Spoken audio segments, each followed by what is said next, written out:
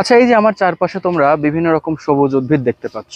যেমন এই যে এই সবুজ উদ্ভিদ আমরা জানি সালোক সংশ্লেষণ প্রক্রিয়ায় শর্করা জাতীয় খাদ্য তৈরি করে। সেই খাদ্য সে নিজে ব্যবহার করে, শ্বসন প্রক্রিয়ায় শক্তি উৎপন্ন হয়। আবার ওই খাবারের ওপর তৃণভোজী নানান প্রাণী কিন্তু নির্ভরশীল। প্রত্যক্ষ বা পরোক্ষভাবে মানুষও কিন্তু নির্ভরশীল।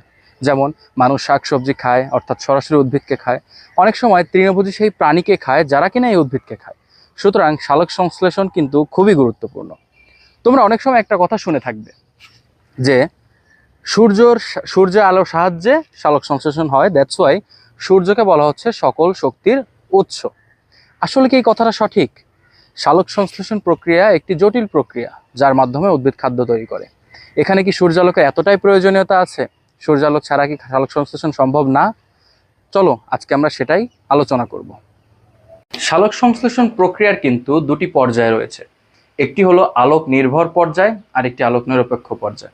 আসো দেখে নেই আলোক নির্ভর পর্যায়টা আসলে কি। সালোক সংশ্লেষণের জন্য আমরা জানি যে সূর্যালোক লাগে, কার্বন ডাইঅক্সাইড লাগে, পানি লাগে, রাইট? এগুলোর সাহায্যে গ্লুকোজ জাতীয় খাবার তৈরি হয়। কিন্তু এটা কি সবসময় আলো থাকলেই হবে? সবসময় কি আলো থাকলেই হবে, নাকি আলোর অনুপস্থিতিতেও হবে? আবার আলো না থাকলে কি সালোক সংশ্লেষণ হবে না? আমরা ছোটবেলা থেকে জেনে আসছি যে আলো না থাকলে সালোক সংশ্লেষণ থেমে যাবে, সুতরাং সূর্যই সকল শক্তির উৎস, আমরা এরকম বলে থাকি। আসলে কি তাই? আসো ব্যাপারটা দেখি। আলোক নির্ভর পর্যায় সালোক সংশ্লেষণের প্রথম পর্যায়। দুটি পর্যায় রয়েছে, একটি হলো আলোক নির্ভর পর্যায়, আরেকটি হলো আলোক নিরপেক্ষ পর্যায়। আলোক নির্ভর পর্যায়ে কি কি ঘটনা ঘটে? আলোক নির্ভর পর্যায়ে সর্বপ্রথমে পানি এটা বিয়োজিত হয়। এটা বিয়োজিত হয়ে H+ আয়ন তৈরি করে। এটা খুবই ইম্পর্টেন্ট। পানি বিয়োজিত হয়ে H+ আয়ন তৈরি করে।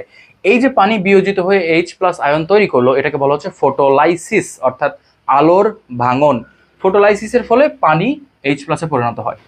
এরপরে আরেকটি ঘটনা ঘটে, সেটা হলো ADP, অর্থাৎ অ্যাডেনিন ডাইফসফেট ইনঅর্গ্যানিক ফসফেট বা অজৈব ফসফেটের সাথে যুক্ত হয়ে এই আলোর সাহায্যে এটিপিতে পরিণত হয়।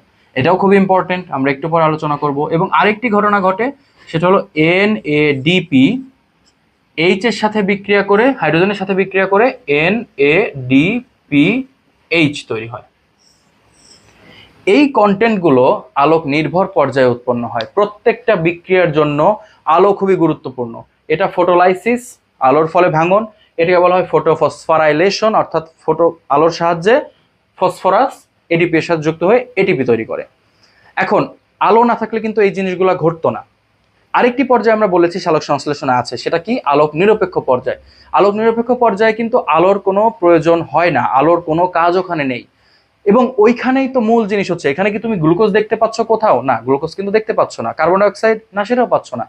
তাহলে ওইটাই তো মূল পর্যায়, তাই না? এরকমই তো মনে হচ্ছে যে ওইটার ফলেই তো গ্লুকোজ তৈরি হচ্ছে। হ্যাঁ, কথা সত্য, ওখানেই কার্বন ডাইঅক্সাইড আসলে বিজারিত হচ্ছে এবং কার্বন ডাইঅক্সাইড বিজারিত হয়ে C6H12O6 অর্থাৎ গ্লুকোজ জাতীয় খাবার তৈরি করছে।